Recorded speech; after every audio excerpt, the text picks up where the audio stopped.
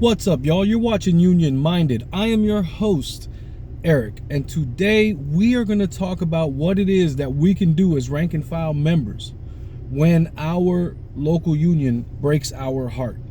Now, unfortunately, in this day of corporate unionism, there are many activists who get their heart broken. I am a great example of that. When you're trying to move forward progressive ideas and programs that might help the general membership, and then you get railroaded by leadership because they just can't see the vision or they view you as a threat, whatever it may be. If you have ever tried to get active within your local union and you've had your heart broken by the response that you received, this article in this episode is for you. Labor Notes did a great article back in 2020. But I think it's a great time to revisit that idea. This is from one of their recurring articles. This is from the Steward's Corner. And the article is titled, "What to Do When Your Union Leaders Break Your Heart." It's aptly titled, right? I'm going to link this story into the description box so you can read it for yourself. But let's dive on in. If you are a union member, unfortunately, the chances are good that you've had or will have your heart broken at least once by one of your own leaders. Maybe it happened when you first tried to get active in your union, present, but found that leaders didn't welcome you into their inner circle. You wondered whether there was some special skill that you lacked, and you ended up confused and self-doubting. Maybe you just gave up, or possibly you brought an issue to your leaders, something that was serious to you and your co-workers, but were ignored or treated with disdain, or told, "There's nothing we can do." I've heard that one quite often. Or you worked long and hard to reach apparently apathetic coworkers and finally got traction on a specific goal, only to be undercut, abandoned, or straight up sold out by union leaders. When this happens, it can feel pretty harsh. Yeah, you're not only disappointed with these leaders, but also wondering how it is that your union, an organization that exists to make your work life better, is in the hands of people who aren't doing that. I encourage you to recommit to your union and to change the culture into one where leaders respect and serve the members. And if your current leaders can't or won't serve their members with more respect, then start making plans to recruit and support candidates for union office who will. So you got to be wondering, how do we get here? If you're bursting with organizing ideas and union leaders shut you down, often it's not because they hate you. More likely, your ideas don't make any sense to them. People serving in union office tend to follow the rules of the system that they inherit. Maybe they're clinging to familiar old patterns because they're overwhelmed, underprepared, or beset by pressures from different constituencies. Maybe they think the union's power is limited to filing grievances, and they have little experience about how to do things differently. How did things get to be this way, and how can we change it? It's useful to zoom out for a moment to consider the effects of the 40-year corporate offensive known as neoliberalism. During certain periods, the 1930s and 40s and the late 60s and 70s, both union power and the push for union democracy were strong. Members were typically more active and more ready to fight.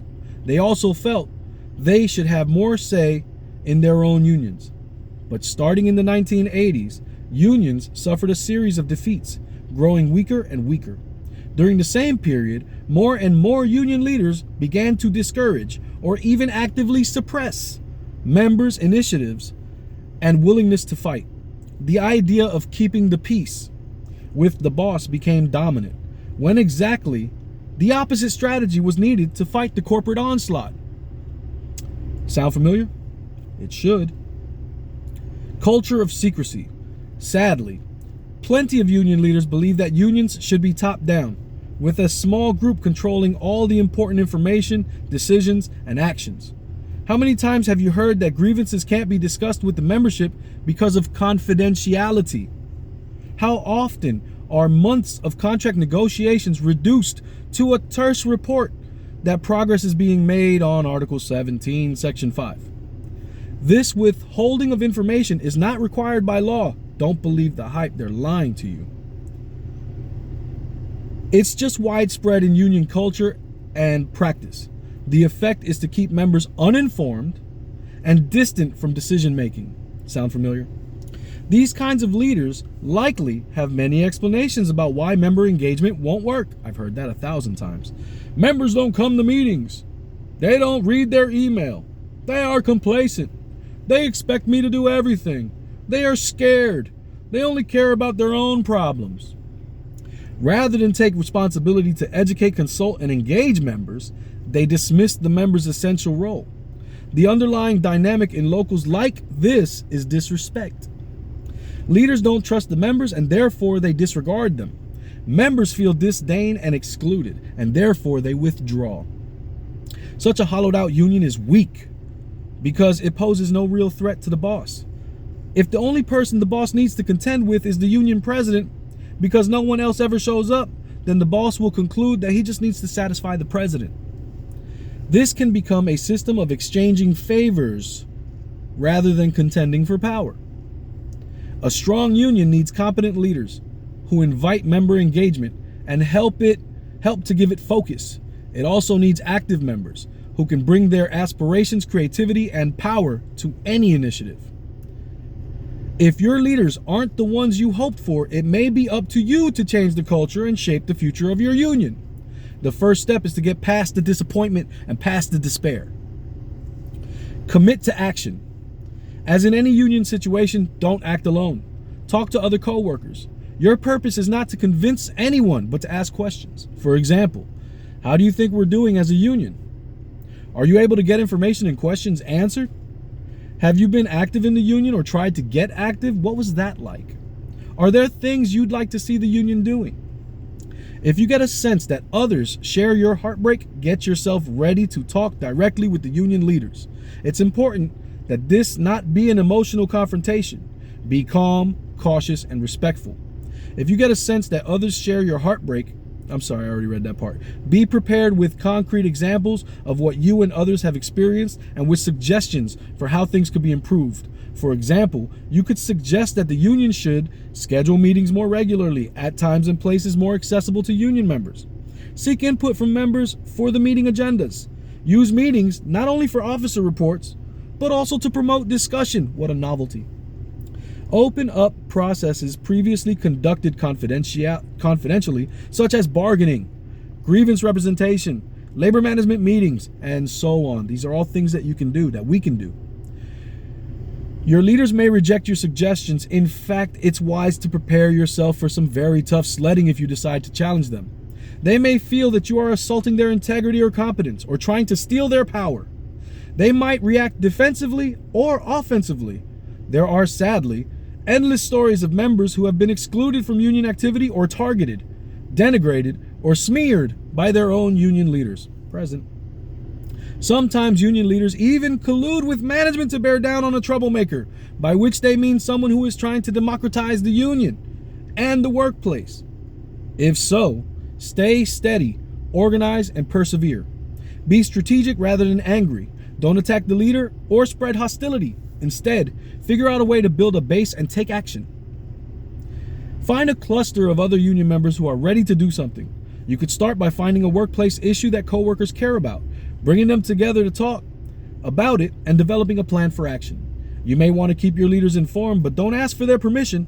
If there's inadequate information flowing in the union, start an informal channel to share and solicit ideas, but don't let it become a gripe fest. That is a short route to disaster. Reach out to other groups that should be allies, unions representing other workers in your workplace, or community organizations, and open up conversations about concerns that are common. In the end, if you find that you can't move your local in a more democratic, inclusive, and activist direction, you might consider starting a rank and file caucus to open up the question of what kind of union the members really prefer. Rank and file caucuses have a long and proud tradition in U.S. unions.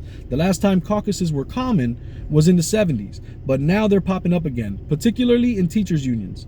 A caucus is simply a group of members who are dedicated to improving their union.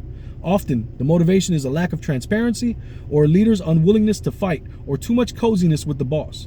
A caucus can start by organizing around issues and may end up challenging the existing leaders in union elections. If you decide to go down the caucus path, prepare yourself for a lot more heartbreak along the way. it's likely the incumbent leaders, the old guard as they're commonly called, will accuse you of being divisive or even anti-union. Your motives will be questioned and bogus accusations made about your methods. But efforts to democratize unions are essential to rebuilding our power and worth every hard, uncomfortable, and heartbreaking moment. So stay steady. This is great advice by Ellen David Friedman, who wrote this article. Excellent advice, and it's something that, unbeknownst to me, I've already been working on with my little channel and with trying to provide information and motivation and all this other stuff. Who knew that it was advice that folks were giving out? But yeah, I'm gonna drop this article in the description box for you. Again, this came out February of 2020, and I think it's pertinent to today's labor movement. Keep up the fight, man. Don't give up. We are right there to changing this thing around and making our local and our working conditions and everything about union life better. We're right there. Just stay involved, stay motivated, and get in it. My name is Eric. You're watching Union Minded. Remember that the fight's not left and right. It's up and down. It's going to take solidarity to win always. Each one, teach one. Get out there and reach one. And remember, there can be no union without you and I front and center. Let's go. Peace.